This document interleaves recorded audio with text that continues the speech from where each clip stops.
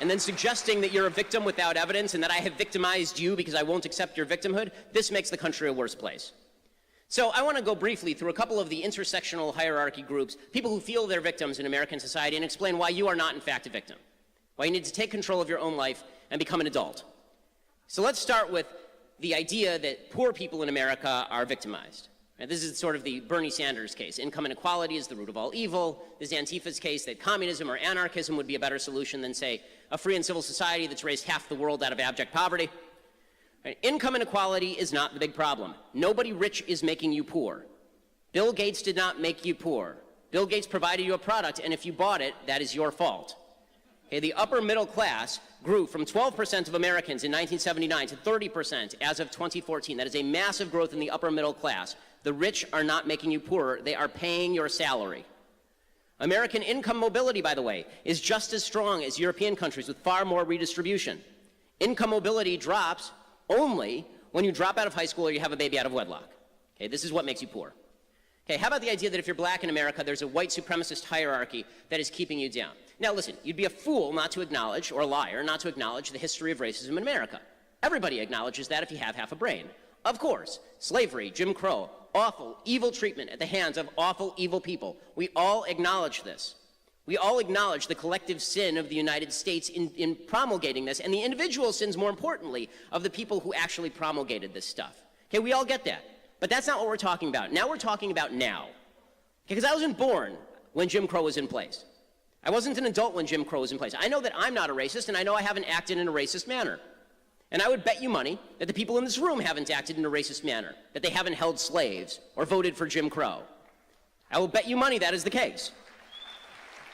You cannot fix past injustices with current injustices. The only way to fix past injustices is with individual freedom. That's it. Okay, the idea that black people in the United States are disproportionately poor because America is racist, that's just not true. At least not in terms of America's racism today keeping black people down. It's just not the case. If that were the case, then you'd have to look at group income and decide based on group income who's been victimized the most and who the country was built for. Well, by that standard, the country was built by Asians. Okay, because the racial group with the highest median income in the United States is Asians. The Constitution was not written by a bunch of people who speak Korean, because the Constitution is a document of freedom, not a document of ethnicity. So here are the three rules. You want to be rich in America? You want to do well in America? You want to put aside the whining about the system? Again, you point out to me an individual instance of racism, I will stand next to you and fight it. But if you want to whine about America, no good. Okay, here are the three rules that you need to fulfill as a person before you can start complaining about your life failures being the result of somebody else's actions. Number one, you need to finish high school. Number two, you need to get married before you have babies. Number three, you need to get a job. That's it. You do those things, you will not be permanently poor in the United States of America. According to the Brookings Institute, 2% of Americans who follow these rules are in poverty. 75% have joined the middle class. Well, what about racism? 71% of poor families with children are unmarried. The poverty rate among non-married white families was 22% in 2008. That same year, the poverty rate among black married couples was less than 7%. But what happened to racism? Why weren't those black married couples poorer than the single white moms? Because it doesn't have to do with color. It has to do with life decisions. And we can talk about differentials in crime and where these statistics come from. I mean, the basic rule is that if you don't commit crime, you're not going to be arrested for it. The police are not going around arresting black people for the fun of it. They're going around arresting criminals based on criminal reports, which is why the number of criminal reports based on race matches up exactly with the number of criminal arrests based on race. Okay, if you don't report people for crime, it's hard for the police to know to pick them up. Okay, how about women? This idea that women are vastly victimized in our society. Hillary Clinton is making buco dollars off of this nonsense this week. As I tweeted earlier this week we found out that a clown can emerge from the woods and scare half of Americans, and also It came out. But Hillary Clinton is going around whining about how there's a glass ceiling and she couldn't break through it, and it's all because of sexism. It's not because she was the world's worst candidate and a pretty appalling human being. No, it was because everybody is a sexist. Everybody's a sexist. And we hear in this context very much about the wage gap, right? The idea that women are paid significantly less than men, 72 cents on the dollar. Okay, that's absolute sheer nonsense. It is absolute nonsense. In 147 out of 150 of the biggest cities in America, women make 8% more money than men do in their peer group. That wage gap is growing, not shrinking. At colleges, 55% of women in college are women. That gap is getting larger. 58% of all graduate degrees go to women. Okay, the majority of voters are women. If we are living in a place where women are vastly victimized by men, I'd really like to see that place.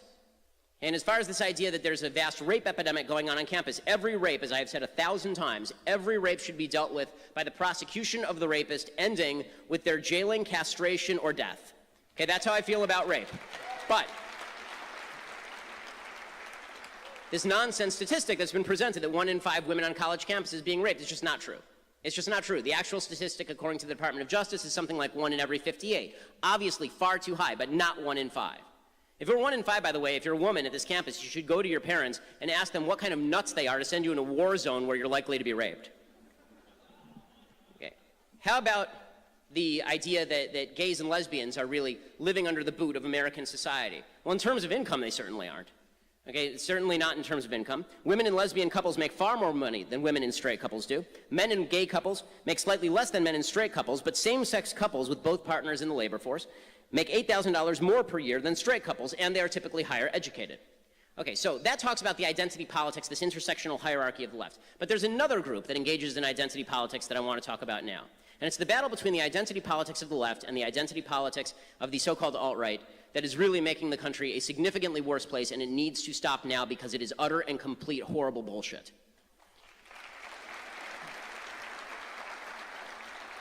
The first thing to note, this notion that the alt-right is actually conservative is nonsense. Let me define what I mean by alt-right, because not everybody who likes Pepe memes or Harambe memes is a member of the alt-right. Okay, not everybody that the left says is alt-right is actually alt-right. I mean, the left calls me alt-right, which is patently insane. I mean, you legitimately have to have a screw loose to call me alt-right. I spend half my career attacking the alt-right. Okay, what is the alt-right? So the alt-right are a group of people who believe that ideology and ethnicity are inextricably intertwined, just like the identity politics left, right? On the identity politics left, if you're a black person who is a leftist, you're a leftist because you're a black person. On the identity politics right, Western civilization was not built by people with good ideas, it was built by people with white skin. And that means that people who don't have white skin cannot properly assimilate into Western civilization. This has no grounding in reality. The fact is that there were lots of white people in Britain before the Romans arrived, and they weren't living a civilized life, as we would currently call it, under Western civilization. Okay? In fact, the people who, the Romans, right, when Italians were coming to the United States in the early part of the 20th century, there was tremendous discrimination against Italians because they weren't considered properly white. The definition of white moves around a lot based on convenience.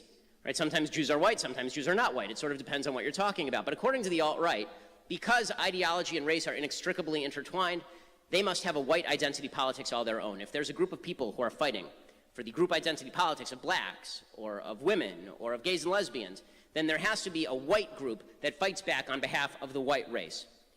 As you may have noticed, I think all of this is disgusting. Okay, Western civilization is not built on race.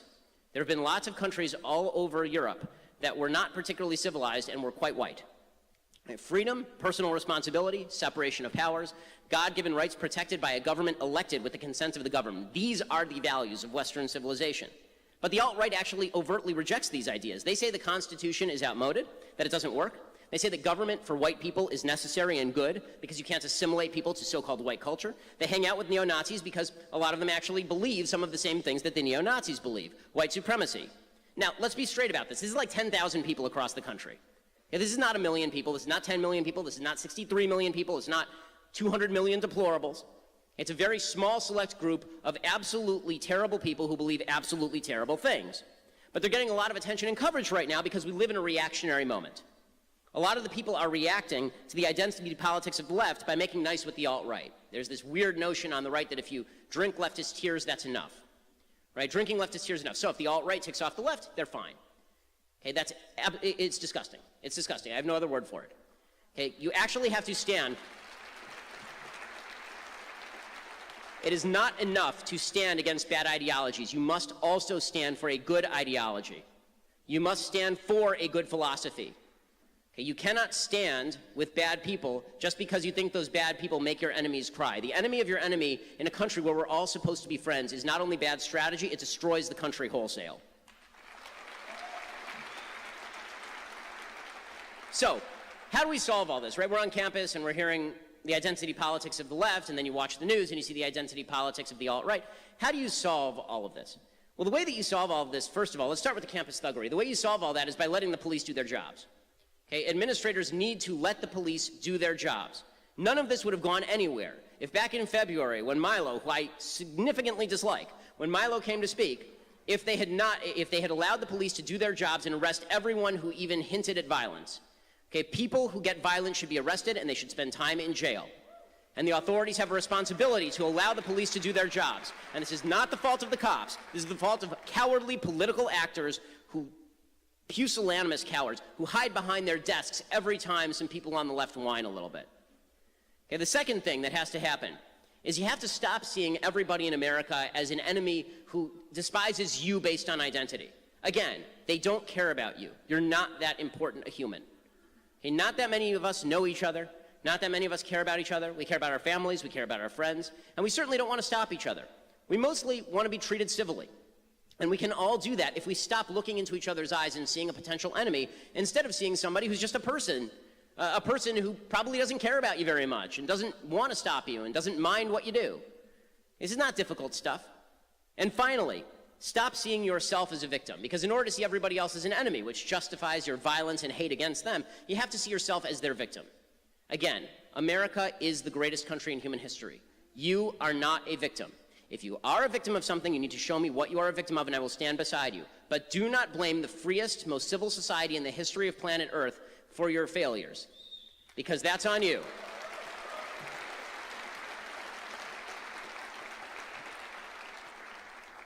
Now, is that so rough? I mean, did we need $600,000 of security to hear all of that?